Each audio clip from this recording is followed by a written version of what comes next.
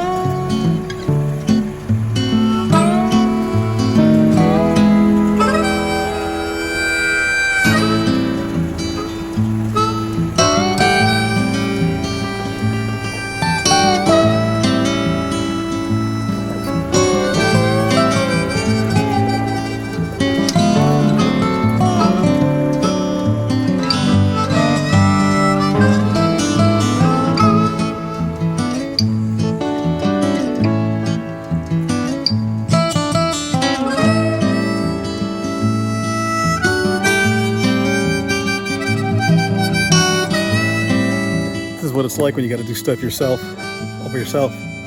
This is what it's like. You got to do weird, idiotic things like this.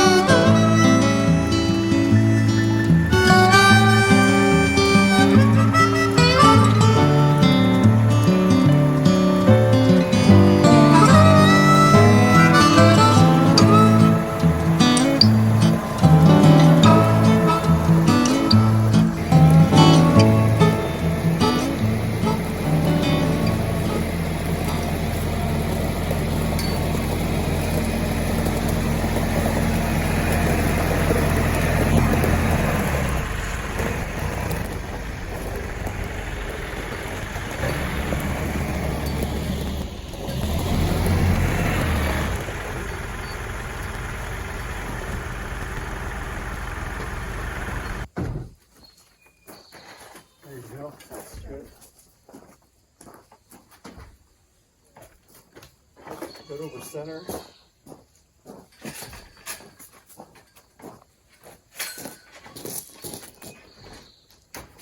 Yeah, that's good.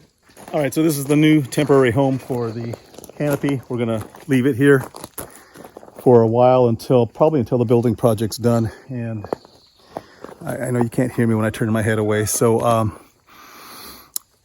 this is temporary, but Suzie thinks it's permanent. See how it goes. She would like to keep it there. I think it's ugly, but she's more practical than I am, so it balances out. All right, so with this area cleared out now, I can go ahead and I'm going to finish taking out this corner over here. Probably got to just cut it back about 4 feet, 3 feet, 4 feet or so back in that direction toward the, which would be our northeast. That one tree right there is the one that I have to drop with the red paint on it.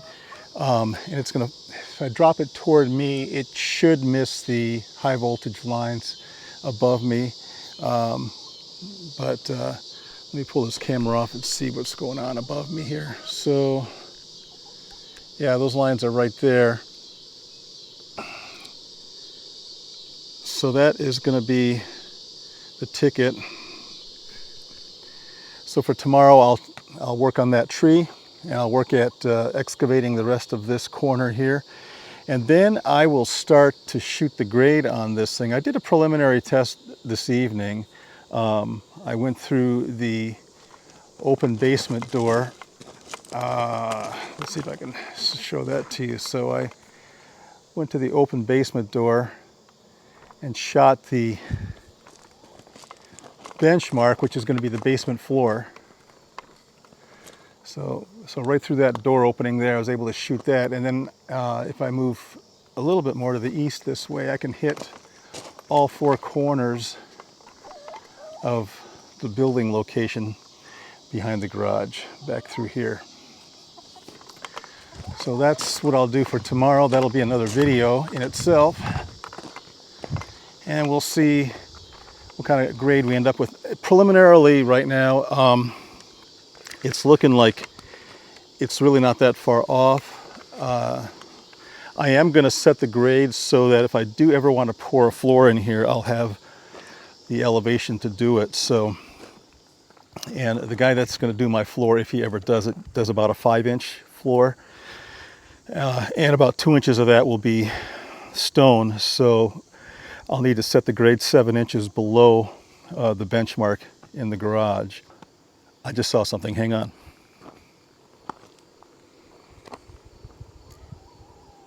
See that right there? Right there. See that? Guess who that is? Can I get a profile shot of you? Can you turn a little bit? You gonna turn my way a little bit? There you go. That's good. That'll work. That'll work. That's a nice profile shot. Yeah, we'll take it. Well, folks, here's the story.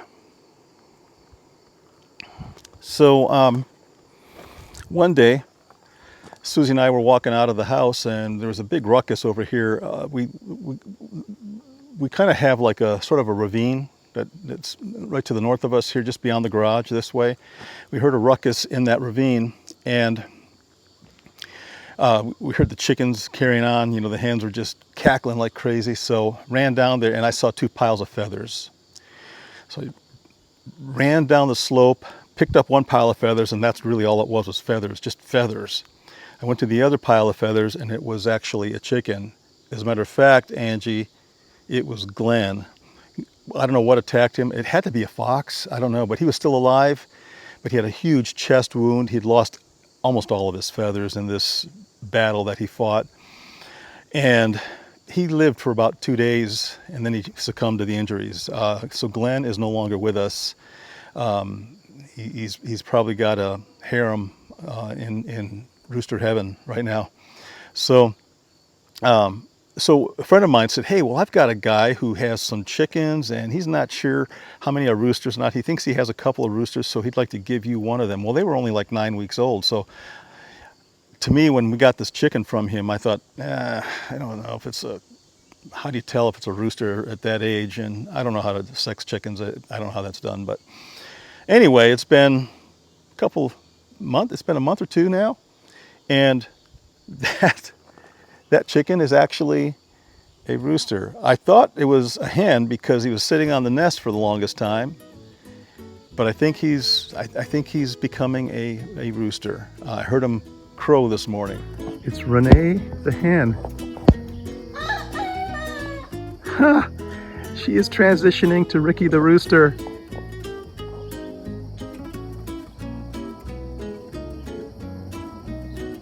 Let's hear it again, Ricky.